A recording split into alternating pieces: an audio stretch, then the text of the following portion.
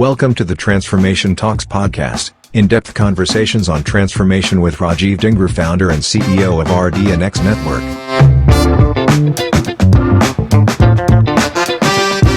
Hello and welcome to Transformation Talks podcast. Today we have an exciting guest with us, Rishad Tobaccowala, someone who has 38 years of advertising and marketing experience with him.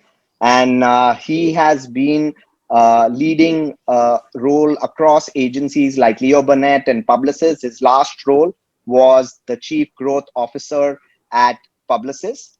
And after moving on from there, he is an advisor, author, also a mentor, and someone who writes very passionately about the future, about disruption, about transformation, about deep tech, about future of work. He is also an author and has written a book about restoring the soul of business. We'll talk a lot of more about that with him. Firstly, welcome Rishad on Transformation Talks. Thank you for inviting me, and I am very happy to be here. So Rishad, kicking off, we have seen 2020, a year like no other over the last decade. What did you make of 2020 and what you saw? And what are your early thoughts entering 2021?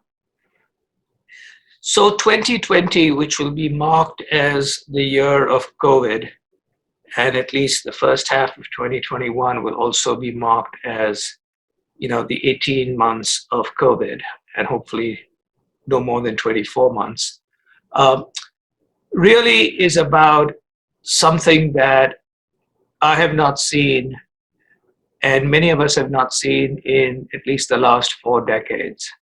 There are sometimes people who refer to this as the Great Recession 2.0, or they hark back to shocks like 9/11 or others.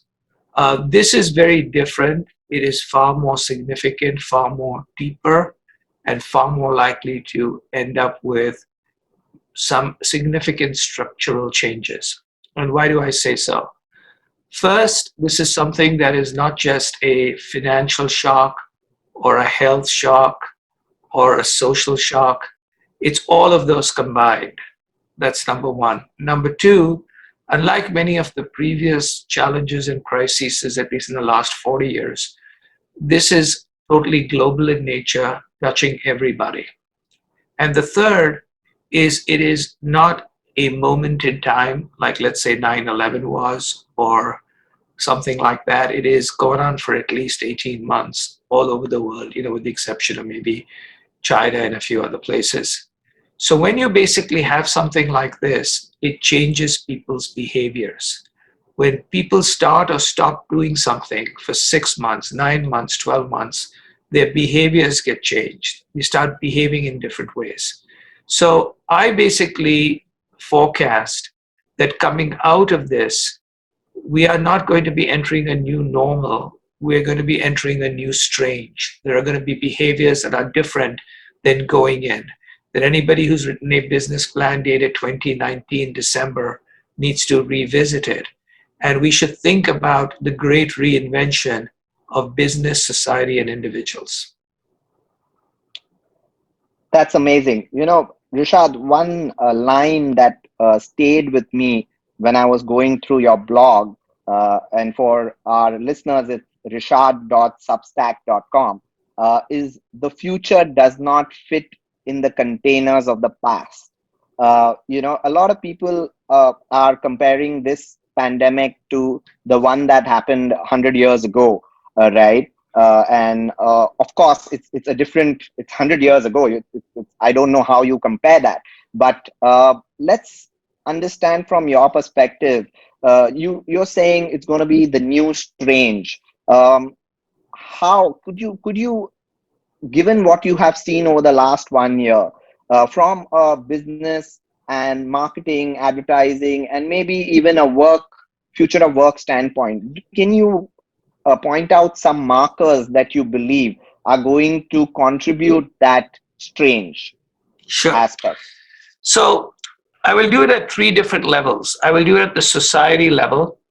And again, I'm generalizing around the world, and there are obviously differences unique to particular countries.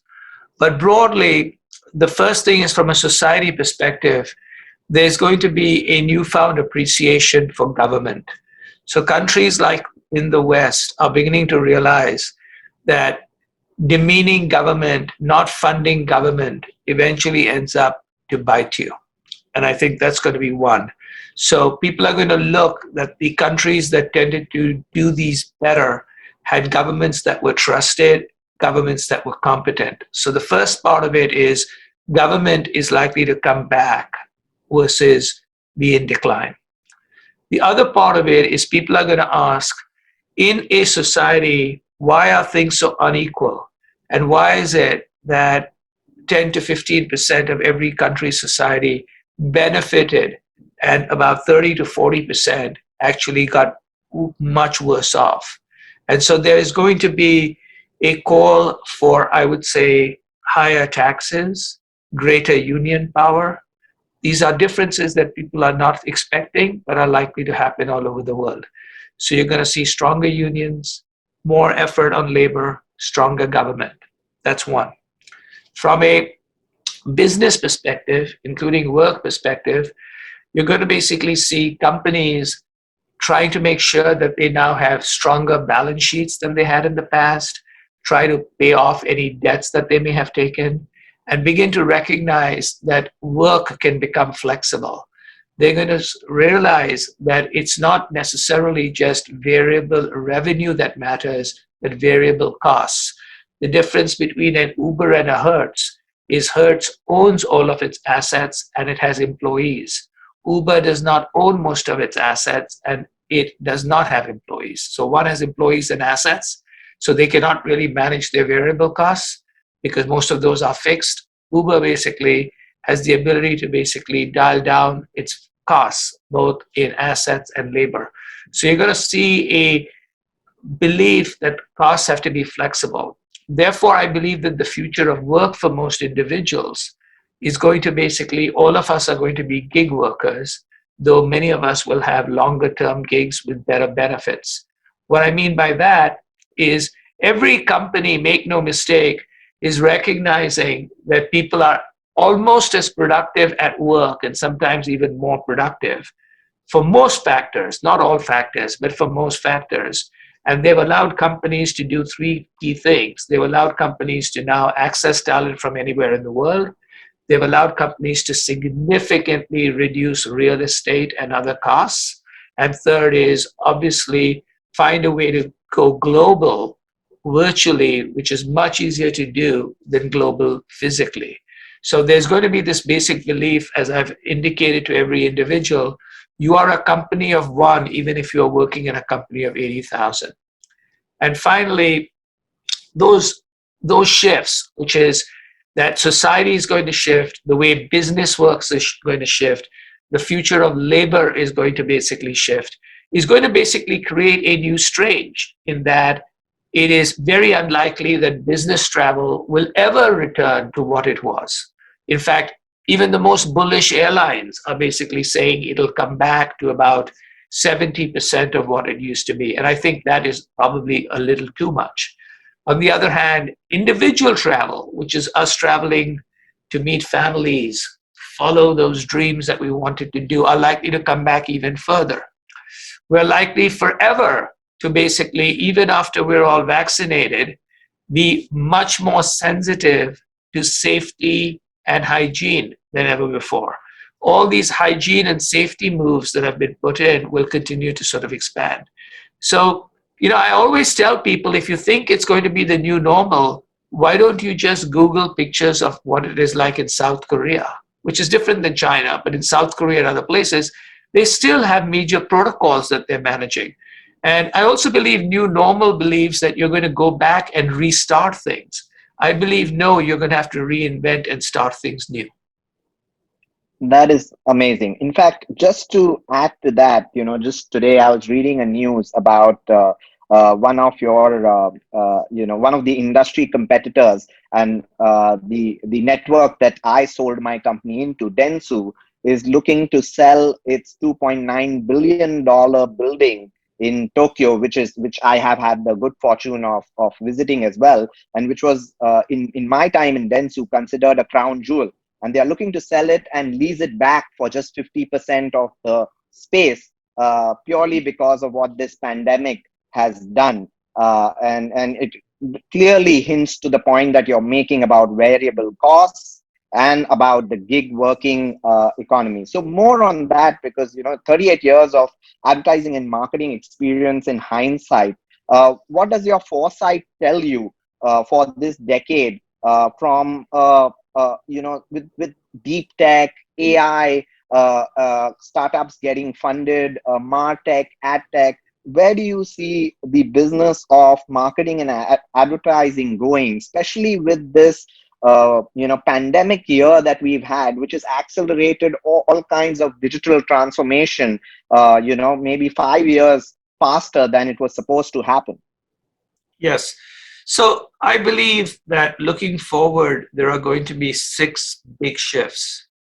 So the first big shift is there is going to be a continued acceleration to globalization of everything. So there are people in the West who believe that globalization is in decline. The only globalization that is in decline is a Western-centered, Western-flavored globalization. We have moved to a multipolar globalization. 18 of the 20 busiest shipping ports in the world are no longer in either Europe or America. So globalization is happening, but it is much more multipolar versus US or UK or Europe centric. So that's number one, because if you think about it, both with the internet and with virtual and cloud, the future Athens and the future New York cities will exist in the cloud as much as it will be anywhere. And that will be the first thing. The second is different countries obviously will be driven in different ways, but most countries are at places where demographic shifts have reached a point of no return in the way the flavor of that country changes. So give you an idea. You mentioned Japan. Japan is going to lose a third of its population between now and 2050 because the Japanese are not having children, the women aren't particularly interested in getting married, and they do not allow immigrants. So it's a country whose population will be declining by a third, and if they don't do anything, by 2/3 by 2100. And therefore, there's a different mindset. If you look at China and India, in India, it's a younger country, average age 21. China, an older country, average age near 35 and 36. So, because of the one-child policy, there's going to be some social and other challenges that country has. And on the other hand, India has defined 15 to 20 million new jobs every year, so they don't end up like Egypt and other places where you have very large unemployment among young people, which leads to issues. The third one is technology. And the reason I don't go to technology first is we sometimes overemphasize technology. We live in a real world and demographics still matter. So for instance, in the United States, sticking to that demographic topic, the United States is next year going to become multi-ethnic under 21 years old. Another way of saying it is Caucasian minority. I remind people, building walls and tweeting does not stop the United States from becoming multi-ethnic. You have to kill everybody under 21 years old. That game is over. At the same time, the US for the first time is aging. 10,000 people are turning 65. And the third is there is a significant and growing divide between the rural areas of the country and the urban areas of the country. All of these things you could see had impact on the politics of the country, who was voting where. You're beginning to see it as backlashes against a group of people who don't want the changes because they do not recognize the country they grew up in. All of these things are playing all over the world. So demographic and global changes are two. Technology is the third of the 6 shifts. And in that, we are entering what I call the third connected age. So the first connected age with the World Wide Web was about sharing or discovering information, and it was about buying things. We called it search and e-commerce. In 2007, we got to the second age where we added to that first age. Because of mobile phones, we were connected all the time, and because of social networks, we were connected to everybody. And as a result, we had the rise of both social and mobile, in addition to search and e-commerce. We've now entered the third age, which builds on the first two, where data is connecting to data, which is machine learning and AI, much faster forms of connection like 5G, new ways of connecting, which voice is the first one, potentially AR and VR. And we're all going to be connected to the great God in the sky called the cloud. And anybody who has a Amazon Echo or a Google Home has a third connected age device. The only thing that isn't in that device is 5G because it still uses broadband, but it will eventually also use 5G. And when that happens, the impact on marketing is going to be very, very big. It's no longer just going to be about, okay, search and e-commerce and social and mobile, which have already changed marketing. It's going to change the way companies operate. Every unit is going to basically, every element of things are going to basically be potential, both marketing outreaches as well as data sort of sucking devices or interactions. So in that shift, I think marketing is going to be about experiences. It's going to be about business transformation. It's going to be less and less, but not necessarily about communication. And creativity is going to become more important, but defined as a combination of connecting things in new ways and new ideas, and not necessarily only can you be creative on film or on a magazine ad. So those That's are the very, three. very, Yeah, so those are the three big first three shifts. And the next three are very simple. And those are the implications on people and society. So the first is, I've always believed that modern technology gives people godlike power. And as a result, marketing is going to grow more important in the future because marketing is going to be the way through broadly organizing companies, organizing interactions, that companies are going to differentiate themselves. They're not going to differentiate themselves on just data because most companies don't have significantly differentiated data. Data is like electricity. You can't operate without it, but very few companies can differentiate with it as they move into the future. So marketing will be the differentiator, not finance, not data, not technology, because all of those are going to be accessed through the cloud, just in time, etc. I remind people that the Kardashian sisters have built bigger cosmetic brands over the last 2 years than L'Oreal or Coty or anybody else, with 50 to 60 employees, a Instagram account, a Shopify use of e-commerce. So this whole idea that this is all about communication and the old form of creativity doesn't make sense, but also the idea that marketing is not going to be important doesn't make sense. Marketing is going to be important, and you're going to see CMOs finally on the boards of companies. The other factor really is a societal factor, which is, in effect, there's a good side and a bad side of all these modern technologies. We have seen that all over the world. We've clearly seen it recently in the United States. I've been warning about this for 2 years. I've written pieces called It's Time to Optimize for the Citizen and Not the Consumer, a talk I gave to 700 people 2 years ago, where I said, due to polarization, the breakdown in trust, and modern technology of enragement versus engagement, we are going to break down our society. You saw on January 6th in the United States, half the people basically, because of social media, are deluded. They believe their flatulence smells like Chanel 5. So that is the downside of some of these modern technologies, and we're going to have to think about how to do that. And finally, the sixth one, which is the biggest change, is we are both simultaneously going to have godlike power as individuals, but because the world is going to be continuously connected and moving forward, there's going to be a new emphasis on learning. There's going to be a new emphasis on growth. And my basic belief is, if you don't invest at least an hour a day in learning and continue to stay relevant, you won't keep up. So those are the shikshas. that is fascinating. I want to delve a bit deeper into this notion that you just, or this statement that you just made, which is marketing will be the differentiator.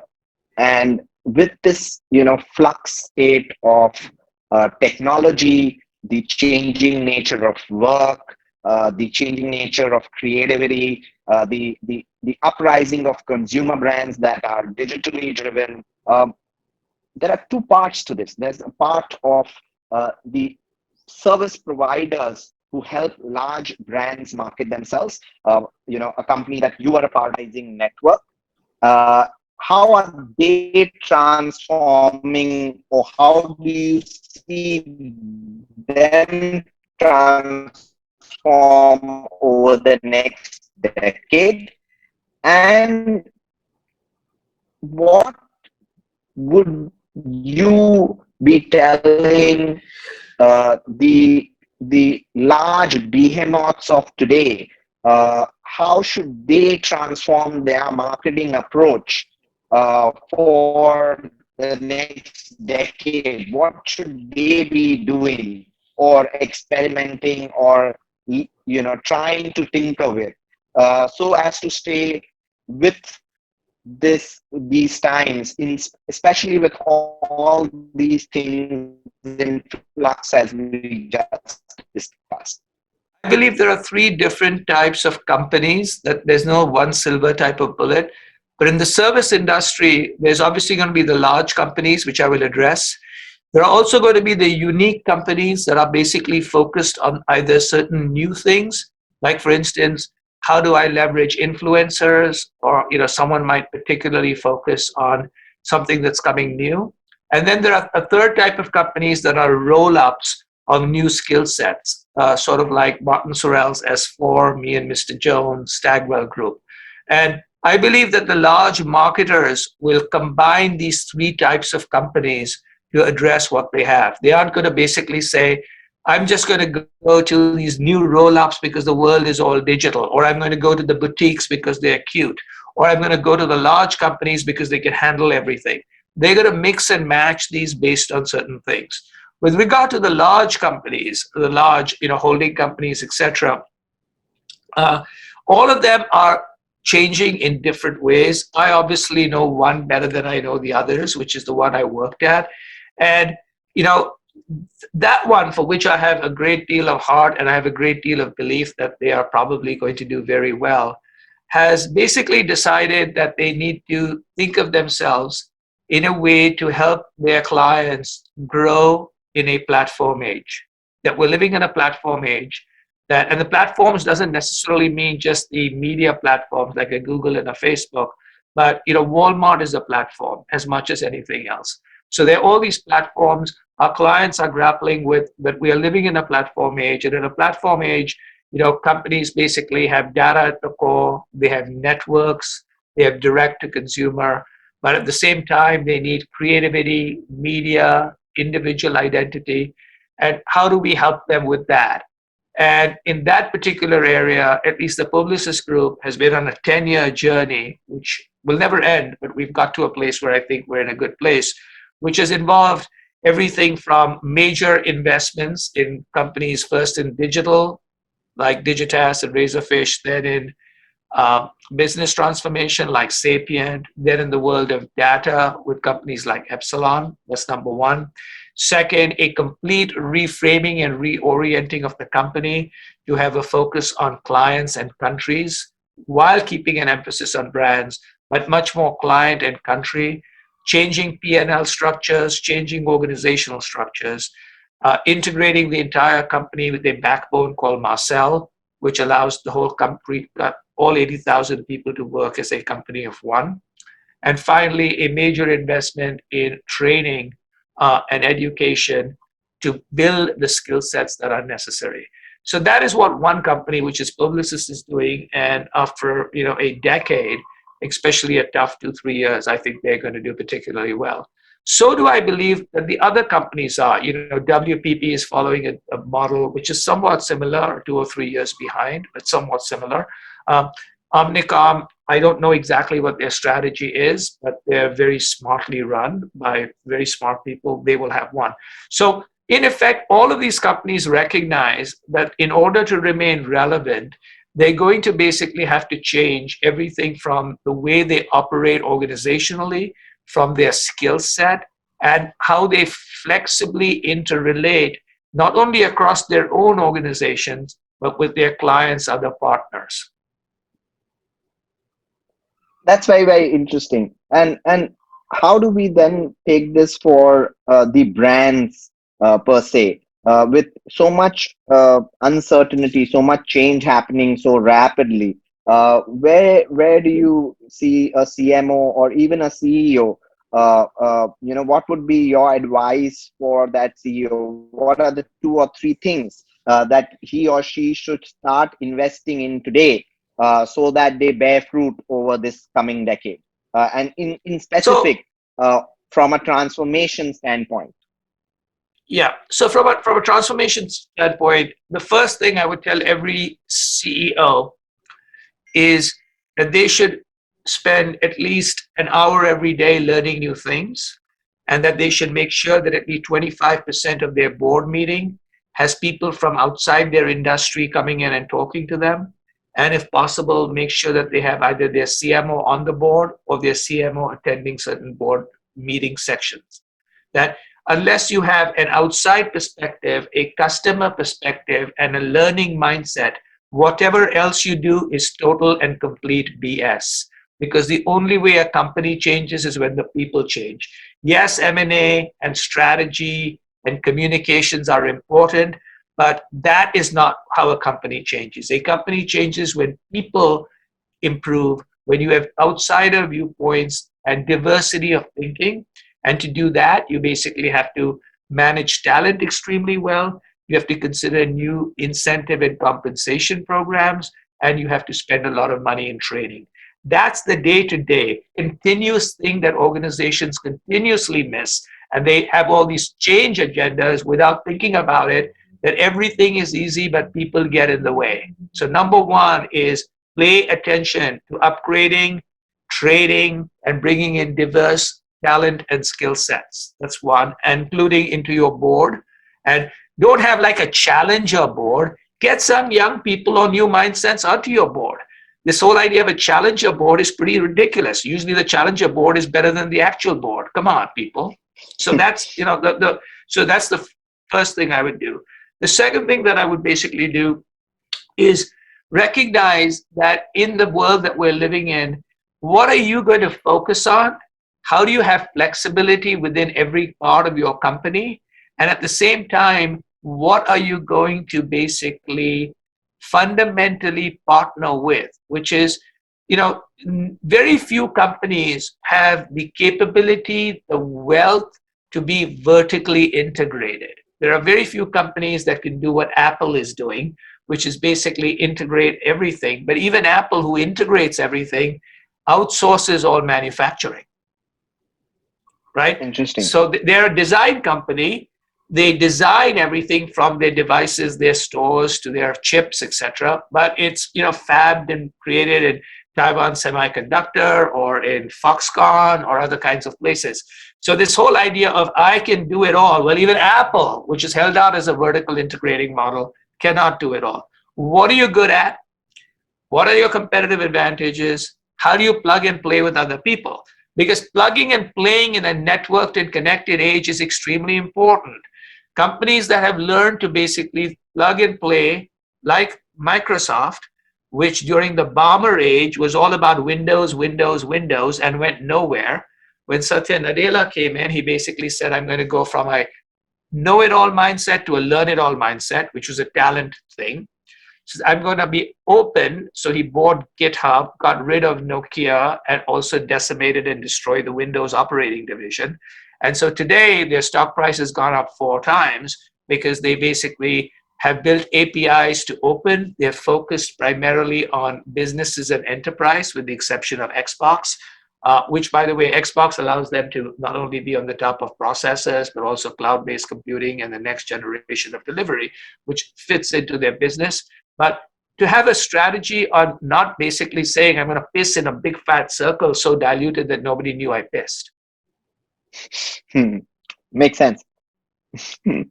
Interesting. So, yes, Rishad, I'd love for you to, tell us, where do you think are the key areas where the marketers and the agency networks can fail miserably in the coming decade?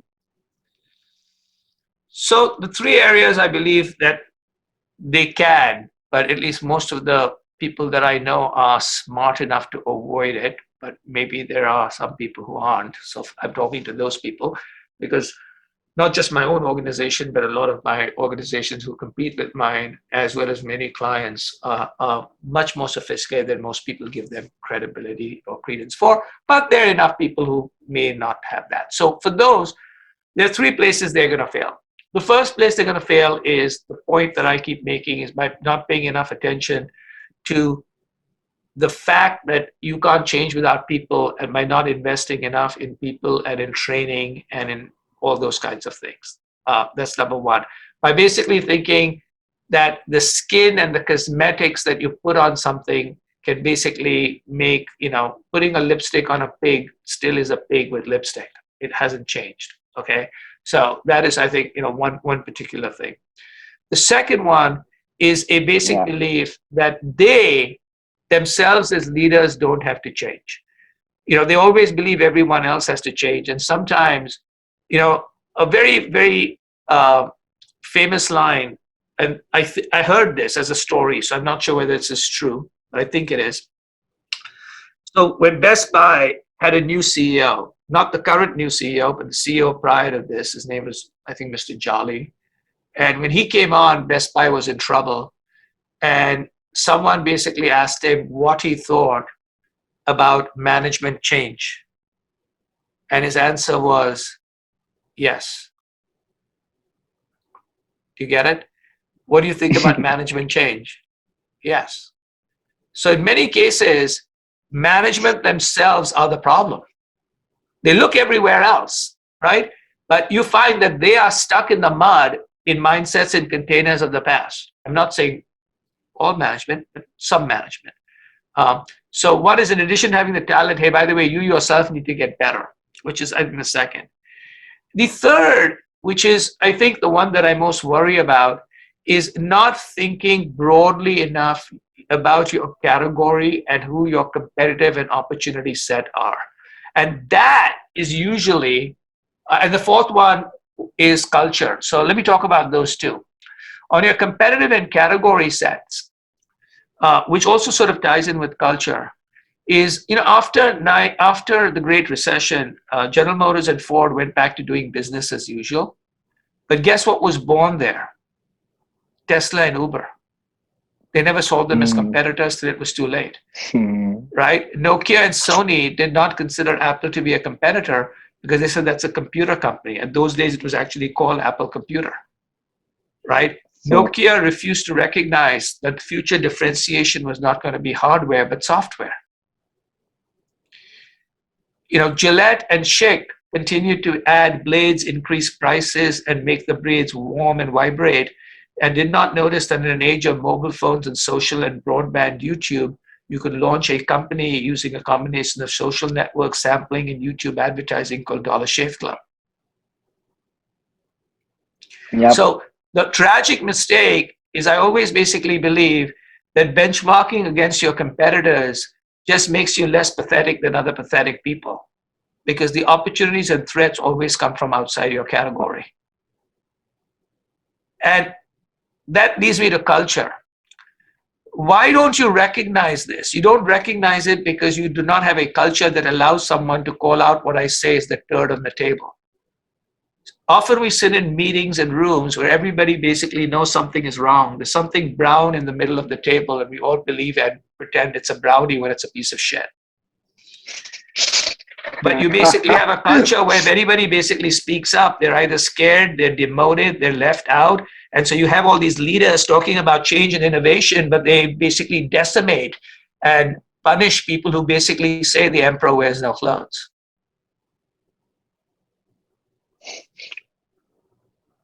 Fabulous. Amazing. Rishad, I have a smile on my face all throughout when you're talking, because these are like truth bombs. And I want to, bring our amazing, I mean, we could go on for hours, but, we want to make sure that people hear the whole thing, with the patience in the online audience. I would want to bring into a question which, if you want, you may want to pass if you don't want to give out an idea. But if you had, let's say a million or $10 million, or if you could, start over again today and invest your next 10 years into one single idea for this decade, as Rishad, where would you invest that time and money? As one basic idea, I would invest that time and money on how to help people realize their potential. Interesting. Because I believe that the single biggest unmined opportunity for every individual, company, and society is the gap between what someone is capable of doing and what someone does. And that gap is a combination of either a lack of opportunity, that they do not have the money to pursue the training, or a lack of education, the right one, even though they have the money, or the inability to wake up and realize that there is something better that they can achieve, and they don't see, think, and feel differently in time so that they can actually grow themselves and their companies. Super. Rishad, in conclusion, I'd want to, you have written a fabulous book, but rather than me talking about it, I would want you to give like a 2-minute Sure. teaser to our listeners as to Perfect. what this, Perfect. why So, should they order it on Amazon? yeah. So you can get it on Amazon by typing in RISHAD, and it's available all over the world, or in any bookstore. The book is called "Restoring the Soul of Business: Staying Human in the Age of Data," and it basically helps people literally see, think, and feel differently about how to grow themselves, their teams, and their business. Every chapter is like a freestanding book. It's like a Spotify playlist. You can read any chapter in any order. Um, Broadly, the book helps provide solutions and practical advice on 4 areas: how to think about the future, how to manage change so it sucks less, how to lead with soul, and how to continuously upgrade your mental operating system. It has been named by economists as potentially the best book in 2020 on stakeholder capitalism. Strategy and Business called it the best marketing book and one of the 7 best books of the year. And it has a pretty good number of reviews with an average rating of about 4.6 on 5. So that's one. But in a way to get you to understand whether I can think well or whether I can write well, I would point you to something where you do not have to spend any money, though I would love you to buy my book. And that is to go to the rishad.substack.com, where every Sunday I write something that takes no more than 7 or 8 minutes to read. The topics change, and as has been mentioned, it could be the future of work, it could be art and technology, it could be how to manage time, or it could be about the importance of learning from jazz music and company organization. Listeners, I've had a great time interacting with Rishad earlier and going through his writings and reading his book. I wholeheartedly recommend that you do that as well. Rishad, this conversation has been filled with truth bombs, candid stuff, and you calling a spade. And thank you enough for that. I'm thinking the future of work, as well as your take on what kind of profound impact COVID-19 is going to have on not just this year, but the many coming years. Yes. Thank you so much for your time and taking out time to do this with us. And we look forward to reading more about or your thoughts about the future on your blog, and hopefully in another book that you write soon. Thank you so much. Absolutely. Thank you. Thanks for listening to the Transformation Talks podcast hosted by Rajiv Dingra, founder and CEO of RD&X Network. Tune in next week for another interesting episode.